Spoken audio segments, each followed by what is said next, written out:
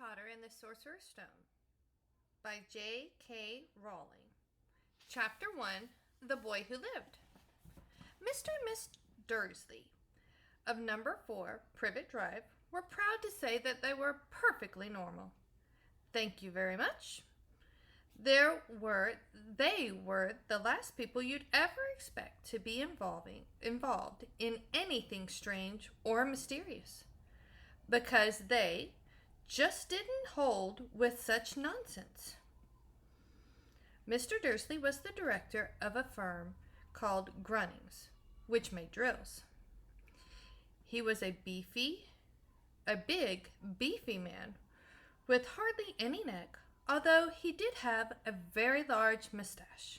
Miss Dursley was thin and blonde and had nearly twice the usual amount of neck, which became very useful as she spent so much of her time craning over garden fences, spying on the neighbors. The Dursleys had a small son called Dudley, and in their opinion, there was no finer boy anywhere. The Dursleys had everything they wanted, but they also had a secret, and their greatest fear was that somebody would discover it. They didn't think they could bear it if anyone found out about the Potters. Miss Potter was Miss Dursley's sister, but they hadn't met for several years. In fact, Miss Dursley pretended she didn't have a sister because her sister and her good-for-nothing husband were as un-Dursleyish as it was possible to be. The Dursleys shuddered to think what the neighbors would say if the Potters arrived in the street. The Dursleys knew that the Potters had a small son, too, but they had never even seen him. The boy was another good reason for keeping the Potters away. They didn't want Dudley mixing with a child like that. When Mr. and Miss Dursley woke up on a dull gray Tuesday, our story starts. There was nothing about the cloudy sky outside to suggest that strange and mysterious things would soon be happening all over the country. Mr. Dursley hummed as he picked out his most boring tie for work, and Miss Dursley gossiped away happily as she wrestled a screaming Dursley into his high chair. None of them noticed a large, tawny owl flutter past the window. And at 8:30, Mr. Dursley picked up his briefcase, pecked Miss Dursley on the cheek, and tried to kiss Dudley goodbye, but missed because Dudley was now having a tantrum and throwing his cereal at the wall. "Little tyke," chortled Mr. Dursley as he left the house. He got into his car, backed out of number 4's drive.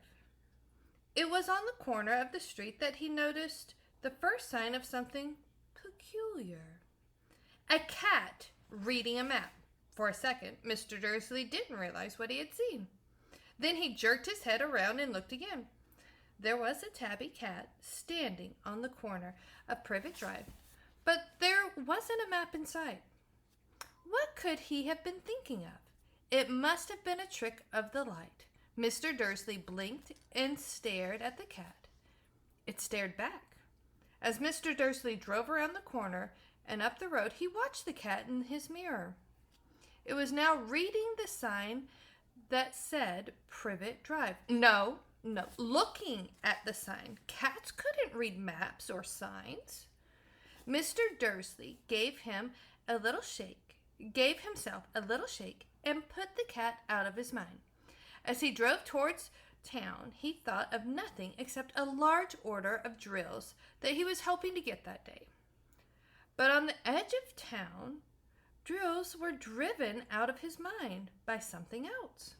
As he sat in the usual morning traffic jam, he couldn't help noticing that there seemed to be a lot of strangely dressed people about. People in cloaks.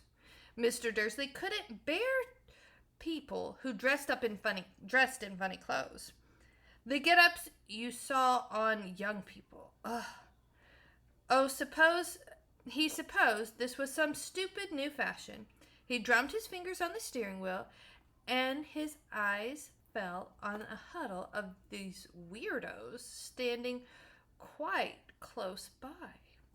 They were whispering excitedly together. Mr. Dursley was enraged to see that a couple of them weren't young at all. Why, that man had to be older than he was, and wearing an emerald green cloak? The nerve of him. But then it struck Mr. Dursley that this was probably some silly stunt. These people were obviously collecting for something. Yes, that would be it. The traffic moved on, and a few minutes later, Mr. Dursley arrived in the Grunnings parking lot, his mind back on drills. Mr. Dursley always sat with his back to the window of his office on the 9th floor. If he hadn't, he might have found it hard to concentrate on drills that morning. He didn't see the owl swooping past in broad daylight. He thought people down in the streets did. They pointed and gazed open-mouthed as owl after owl, sped overhead. Most of them had never seen an owl, even at nighttime. Mr. Dursley, however, had a perfectly normal, owl-free morning. He yelled at 5 different people. He made several important phone calls and shouted a bit more. He was in a very good mood until lunchtime, when he thought he'd stretch his legs and walk across the road to buy himself a bun at the bakery, or from the bakery.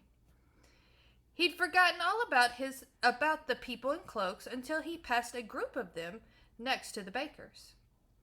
He eyed them angrily as he passed. He didn't know why, but they made him uneasy. This bunch were whispering excitedly too, and he couldn't see a single collecting tin. It was on his way back past them, clutching a large donut in the bag, that he caught a few words of what they were saying. The Potters, that's right. That's what I heard. Yes, their son, Harry. Mr. Dursley stopped dead. Fear flooded him. He looked back at the whisperers as if he wanted to say something to them, but thought better of it.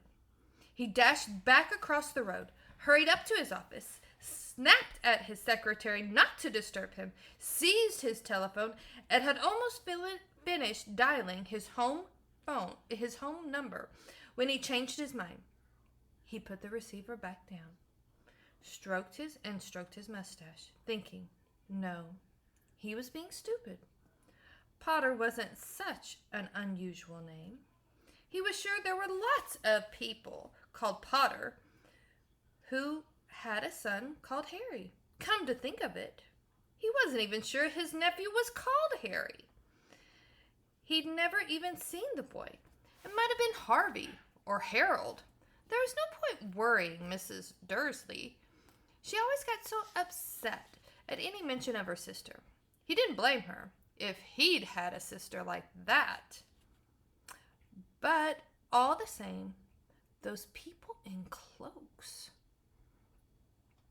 He found it a lot harder to concentrate on drills that afternoon. And when he left the building at 5 o'clock, he was still worried that he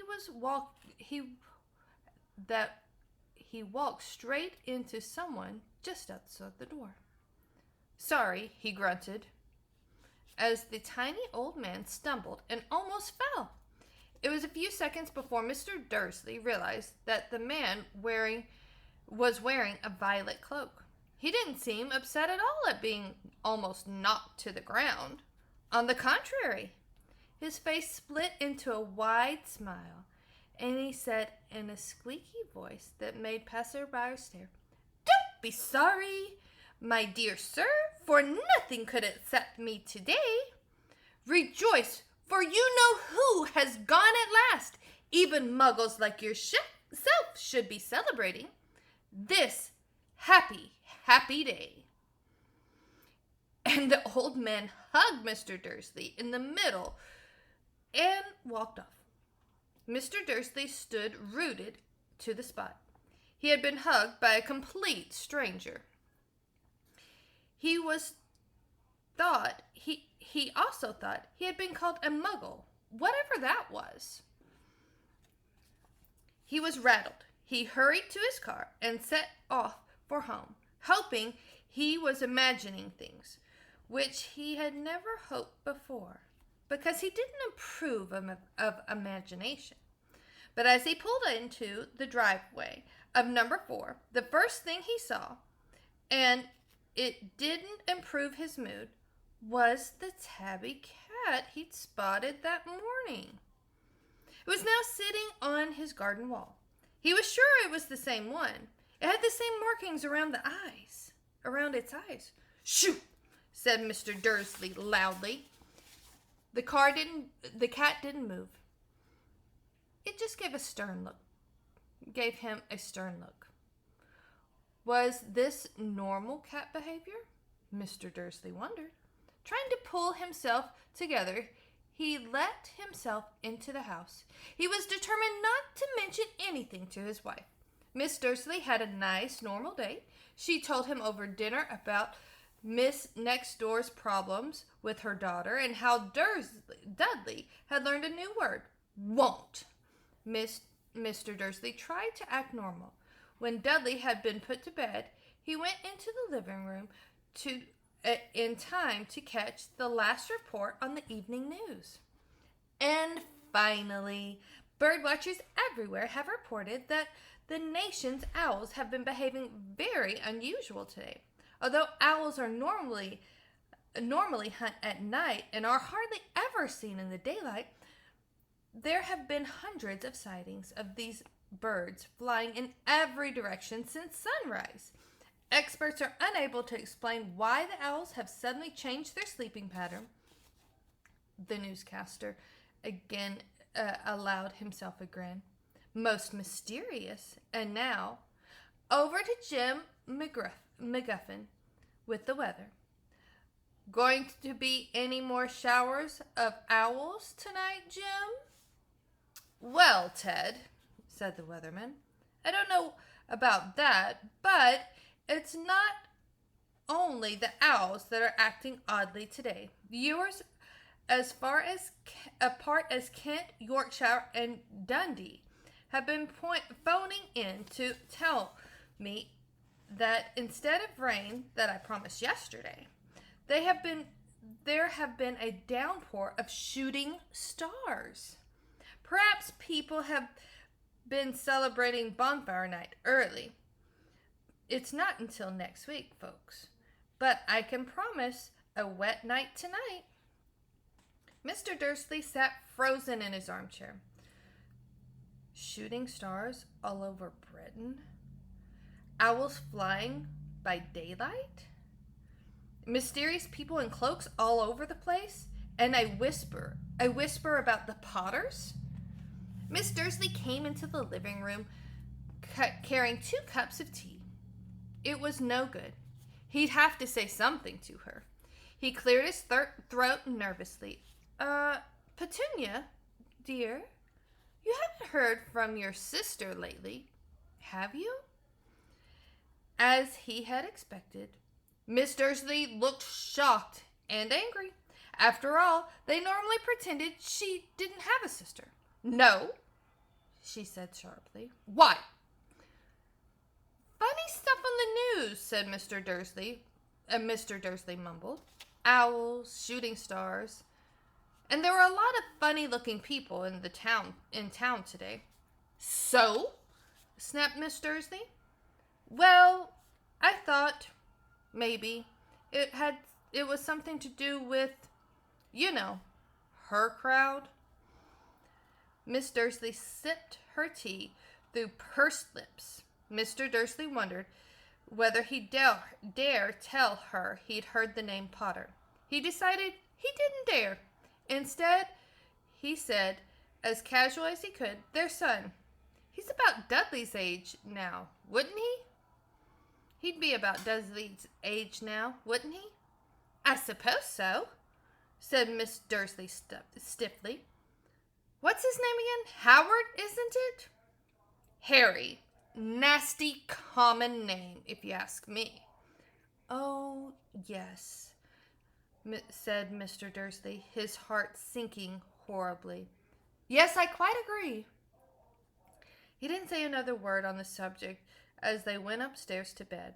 While Miss Dursley was in the bathroom, Mr. Dursley crept into the bedroom window and peered down into the front garden. The cat was still there. It was staring down Privet Drive as though it was waiting for something. Was he imagining this? Could all of this have something to do with the Potters? If it did, if it got out that they were related to a pair of, well, he didn't think he could bear it. The Dursleys got into bed. Miss Dursley fell asleep quickly, but Mr. Dursley lay awake, turning it all over in his mind. His last comforting thought before he fell asleep was that even if the Potters were involved, there was no reason for them to come near him and Miss Dursley. The Potters knew very well what he and Petunia thought about them and their kind. He couldn't see how he and Petunia could get mixed up in anything that might be going on. And he yawned and turned over. It couldn't affect them. How very wrong he was. Mr. Dursley might have been drifting into an uneasy sleep, but the cat on the wall was still showing no sign of sleepiness. It was sitting as still as a statue, its eyes fixed unblinkingly on the far corridor of Privet Drive. It didn't do so much as a quiver when a car door slammed on the next street, nor when two owls swooped overhead. In fact, it was nearly midnight before the cat moved at all. A man appeared at the corner the cat had been watching. Appeared so suddenly and silently, you'd have thought he'd just popped out of the ground. The cat's tail twitched and its eyes narrowed. Nothing like this man had ever been seen on Privet Drive. He was tall, thin, and very old, judging by the silver in his hair and beard, which were both long enough to tuck into his belt. He was wearing long robes, a purple cloak that swept the ground, high-heeled buckled boots. His blue eyes were light, bright, and sparkling behind his half-moon spectacles, and his nose was very long and crooked, as though it had been broken at least twice. This man's name was Albus Dumbledore.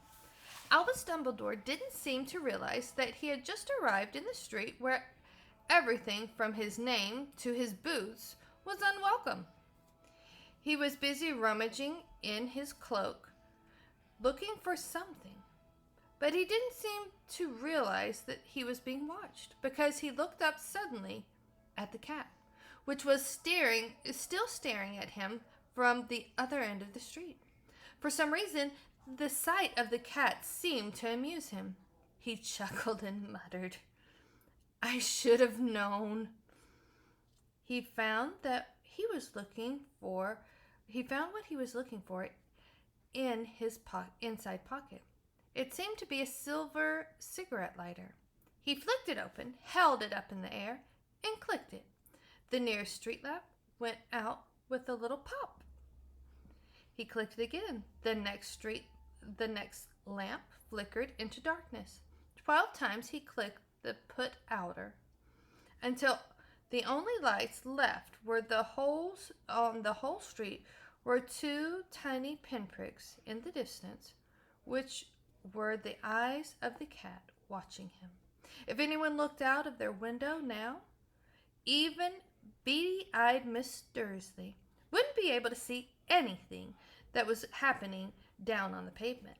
Dumbledore slipped the put-outer back in his cloak and set off down the street towards number 4, where he sat down at the wall next to the cat.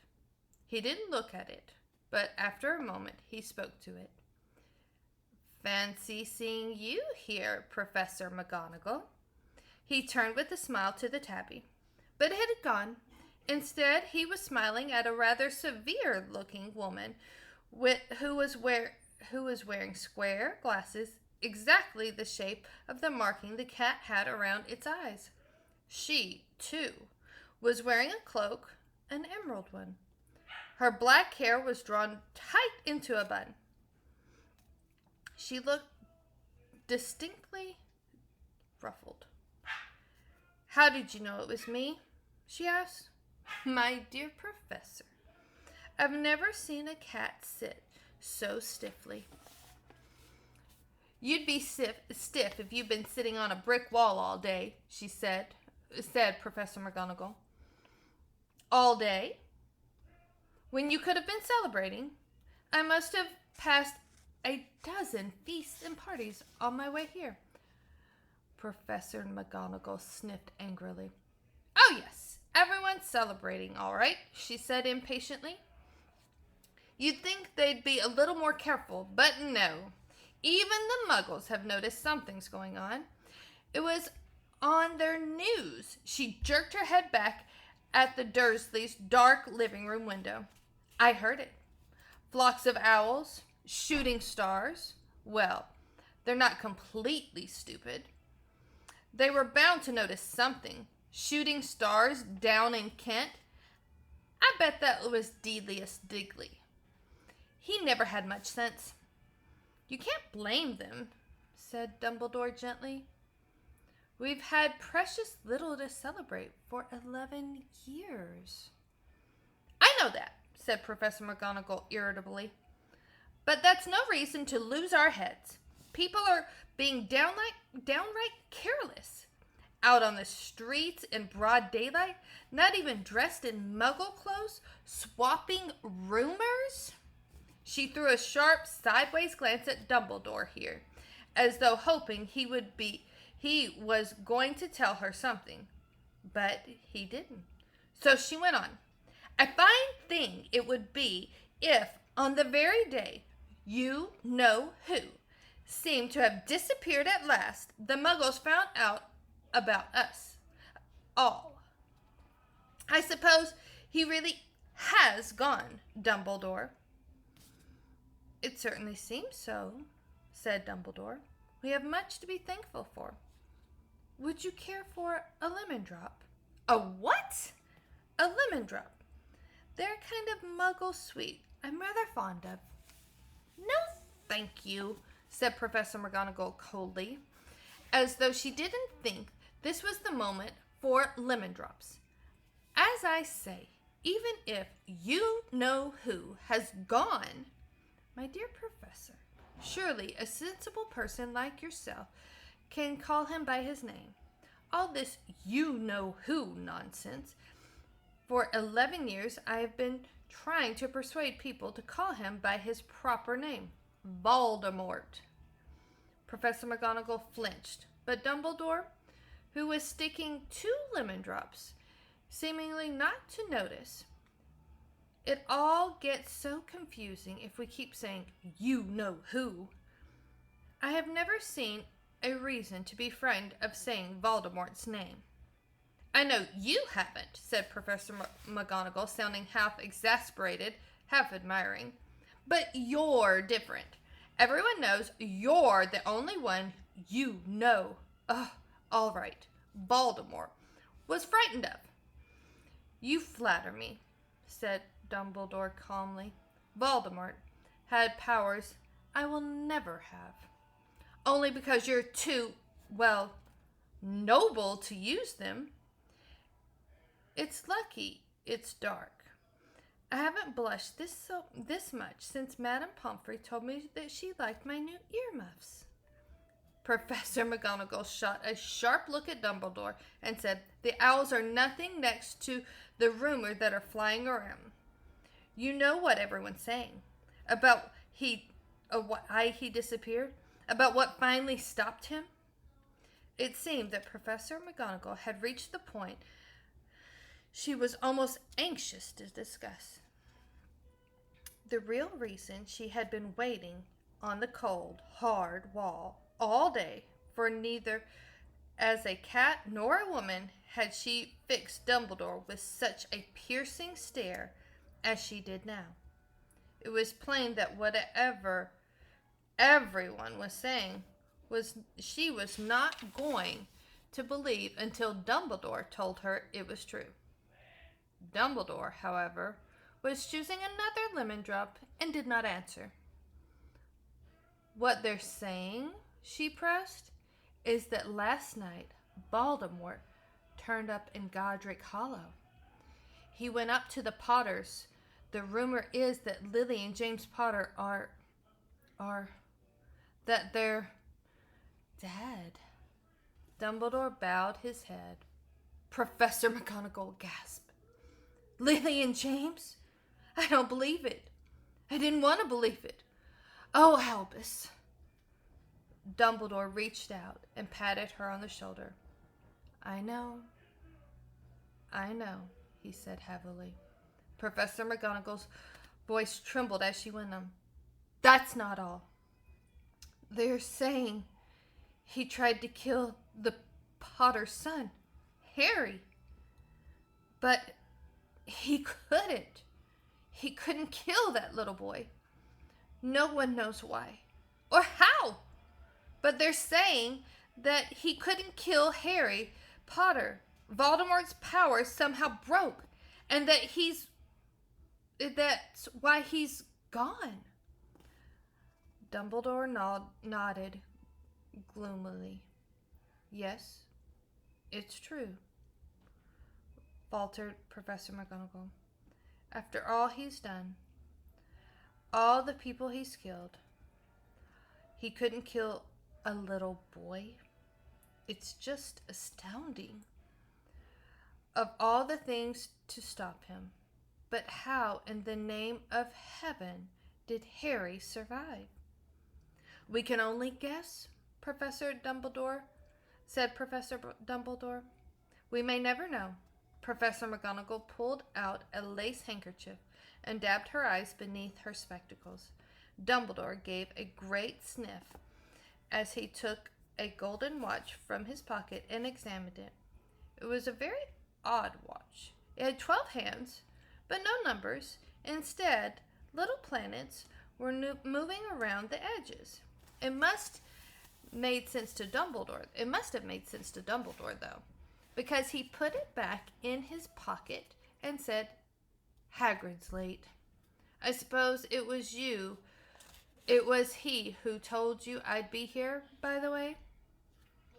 "Yes," said Professor McGonagall. "And I suppose you're going to tell me why you're here, of all places?" "I've come to bring Harry to his aunt and uncle.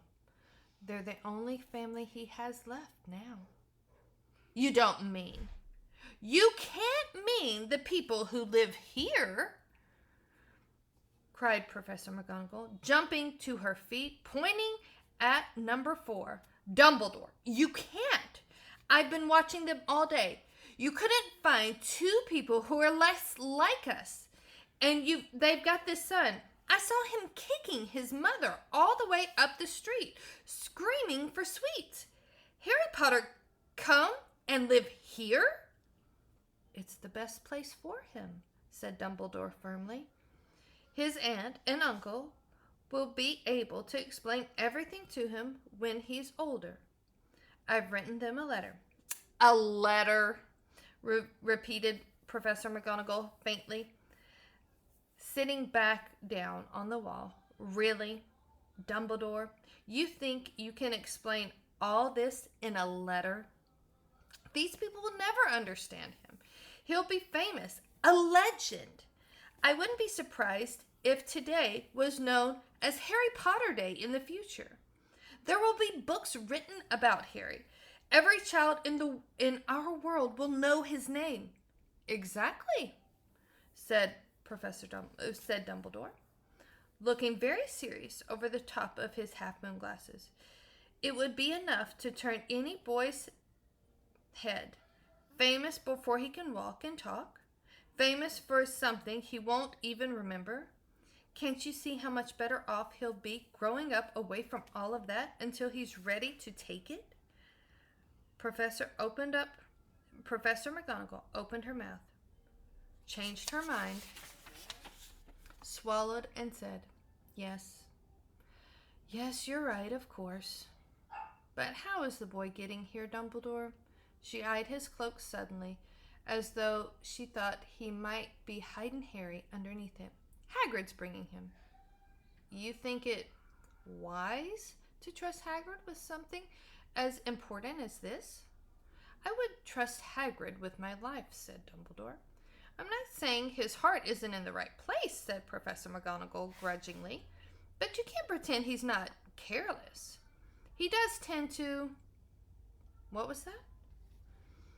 A low rumbling sound had broken the silence around them. It grew steadily louder as they looked up and down the street for some sign of a headlight. It was sweeping to a roar.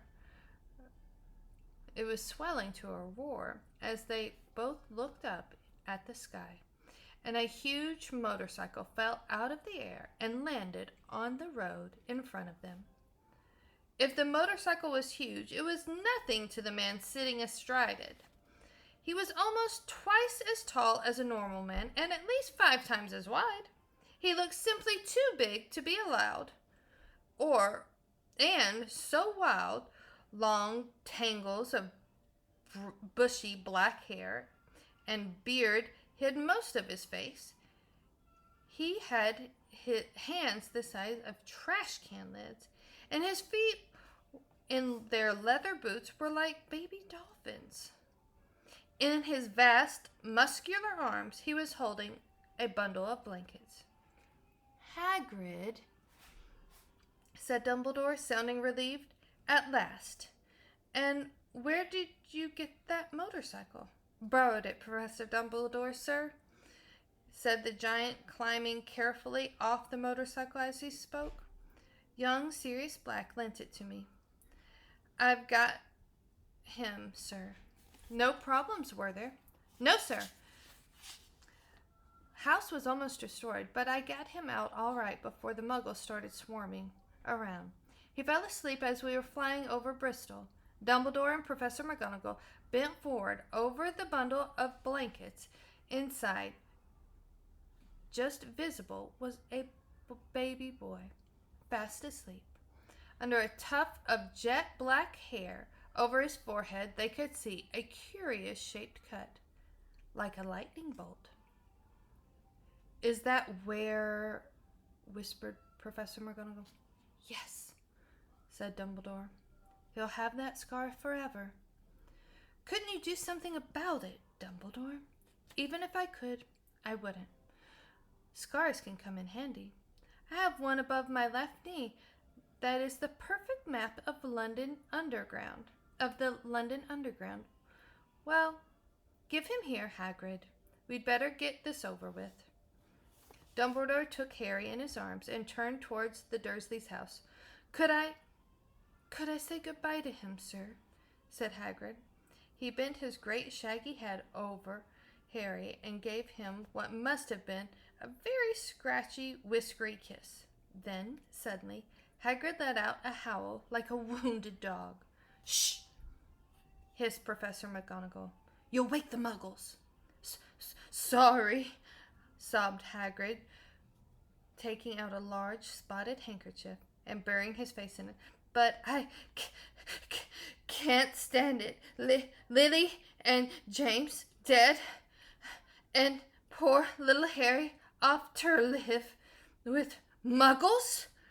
Yes, it's all very sad, but get a grip on yourself, Hagrid, or we'll be found, said Professor McGonagall, whispering, patting Hagrid grudgingly on the arm as Dumbledore stepped over the low garden wall and walked to the front door.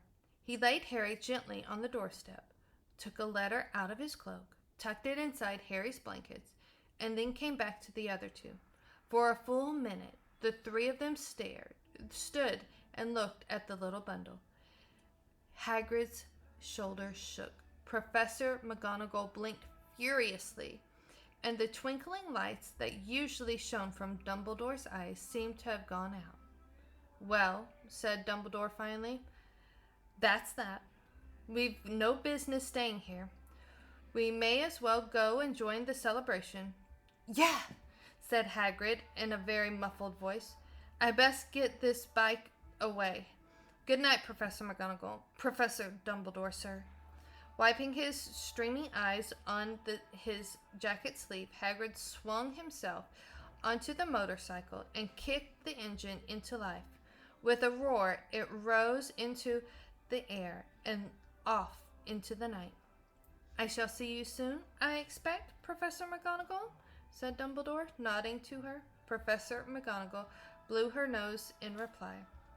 Dumbledore turned and walked back towards the street. On the corner, he stopped and took out the silver put-outer. He clicked it once, and 12 balls of light sped back to their street lamps, so that Privet Drive glowed suddenly orange, and he could make out a tabby cat slinking around the corner at the other end of the street. He could just see the bundle of blankets on the step of number 4. "Good luck, Harry," he murmured. He turned on his heel, and with a swish of his cloak, he was gone. A breeze ruffled the near hedges of Privet Drive, which lay silent and tidy under the inky sky, the very last place you'd expect astonishing things to happen. Harry Potter rolled over inside his blankets without waking up.